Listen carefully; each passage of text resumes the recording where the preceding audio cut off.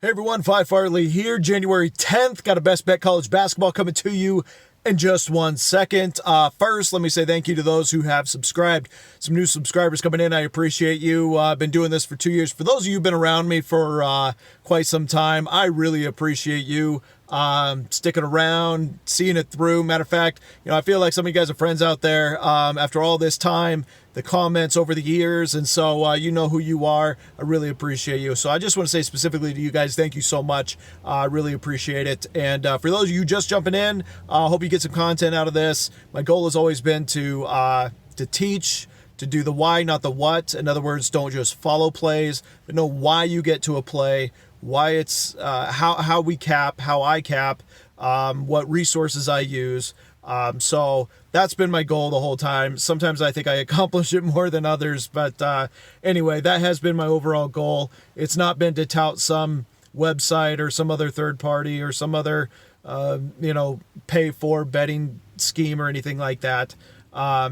So anyway, coming off a win yesterday, just squeaked in that under. Should have been a 3-0 day. The Oregon-Arizona game going to overtime ended up biting me there. So went from an under to an over there in OT. But at the same time, I could also say that best bet was a sweater. So some missed free throws at the end of the game helped me out, and I know it helped some of you guys out there too. So happy with that win. Looking for a back-to-back win on a shorter slate today in college basketball. Now I'm going to talk about one thing real quick before I get into this play, which is one of my favorite things about sports betting. So one thing I enjoy about sports betting is that it mix both the soft science and the hard science when you are capping a game. So if you're not familiar, a soft science is the things that are not always tangible. A sociology, philosophy, communications, those are all soft sciences, whereas hard sciences are the math, the physics, where there's absolutes to it. So, for example, when we have soft sciences, I have a degree in communications, and when going through that degree, there was a time we had a hello theory, which was the theory of when you say hello to someone, you're likely to get a response back of hello. It's deep, I know. Don't think about that one too long. The hello theory. Oh man, I learned a lot in my degree, let me tell you. But the point is that that's not always going to happen. That may be 98% of the time that you say hello, and but not always is it going to happen. There's a lot of other theories that go along in those soft sciences they're probabilities.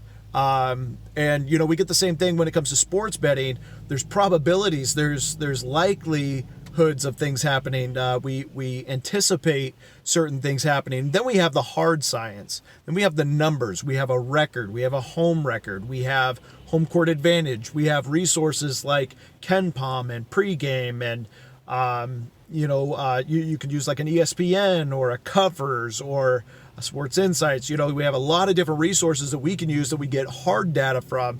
What's their field goal percentage, what's their three-point percentage, what's their defensive percentage, what's their average points per game at home, average points per game. So we have a lot of hard science, we have a lot of facts, but we can't just use that. You got to mix the two between the soft science and the hard science. And I think a lot of the capping comes into the soft science side. We need the hard science to be able to get to where a projected line should be. Then we use the soft science to be able to get an edge on which side is the right bet.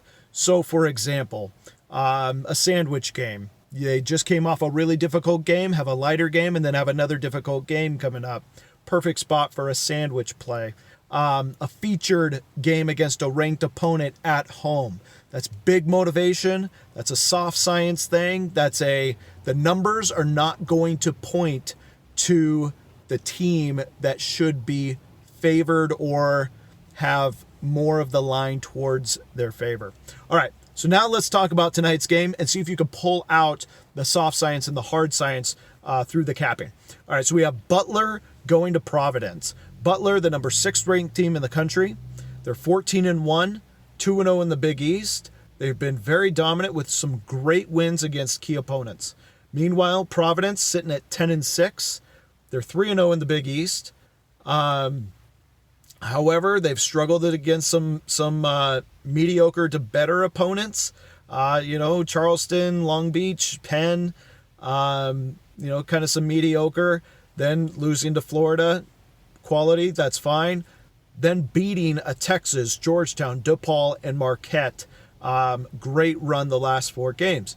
So we get a little bit of a mixed story when it comes to Providence. Now, here's what's really interesting about this. If we look over at KenPom, what is KenPom saying about this game? I mean, as you look at it on the surface, you're thinking, boy, Butler, they should probably be 6-7 point favorites. So we go to a third-party resource like KenPom, put some data to this.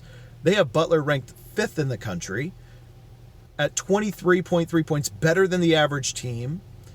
Meanwhile, Providence still way down at 66th in the country at 10-6, 11 points better than the average team, a difference of about 12.3 points, 12.5, you could say, points difference. If we give home court advantage, that's going to put it at 7.5 in favor of Butler on the road. Matter of fact, if they played this game at Butler at 12.5 points, they'd get another 5. We're looking at a 17-point line, 17.5 point line in favor of Butler if it was at their home court. What's interesting is this line didn't open at 7.5. It didn't open at 7. It opened at 3, and has been bet towards Providence down to 1.5. So what is that telling us? Well, if we look at pregame, we see that 80% of the tickets over on Butler, they're seeing what you and I are seeing with, the 6th ranking, the KenPom, that they're 12.5 point favorites with the big wins and the 14-1 record. But over 50% of the money is over on Providence because they're seeing that this is a huge game. They're at home. Providence is rolling right now. And moreover, they have been beating Butler over the last 6 years. They're 11-3 against Butler straight up in the last 6 years. So this is a very difficult game for Butler. Butler defends a 3 very, very well. Providence doesn't always rely on the 3. Often they'll go inside. They play the post. They have a high field goal percentage. So this kind of plays into Butler's favor. There's a lot to like here about Butler. The Sharps are Providence. The Sharps are clearly on Providence. The line is showing Providence. The line movement is showing Providence. So all things told, and then history is also showing Providence. So all things told, I'm leaning towards the soft science side, which says motivation, a featured game with not a lot on the slate here tonight. Providence at home to get the job done and give Butler their second loss. I'm going to grab the 1.5 because they've had quite a few close games, both in their history and this season.